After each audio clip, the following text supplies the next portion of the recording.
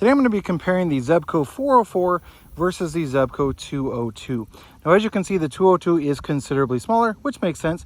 It's about half the size of the 404. One thing about it though is it actually doesn't have twice as much line in the 404 as it does in the 202. So the 404 has 90 yards of 15-pound line in it, and the 202 has 110 yards of 10-pound line. So actually the Zebco 202 is going to come with more line in it.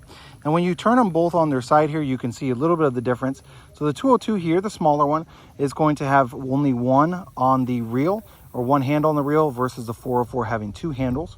Besides that, they look virtually identical. Both of these are the red options that I purchased.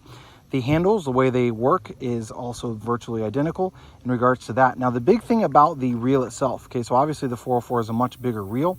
It can handle more of the bigger line if you're fishing for something that's a bit bigger. The downside to that though is that it's a much heavier rod and reel combo. They're both the exact same length, the 202 and the 404, but since the 404 is so much bigger, it makes it a much heavier option. So if you are used to using just a lightweight rod, the 404 is definitely not the option for you. The 202 would be a better one. Both of them cast about the same. The 404 obviously has a little bit of a bigger button on it just because it's a bigger reel than the 202 does, but both of them have a really smooth cast and work really nicely. Now they both do come in two pieces as well. So they'll have the brake up here at this section right here is where they're going to connect at. So this top piece is just going to slide right down inside of this bottom piece.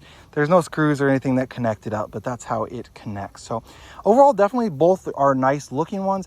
They really does depend on if you prefer the single handle or the double handle, and if you prefer more of a lightweight option. Personally, I prefer the lighter weight one, so the 202 will be the go-to one that I'll be using.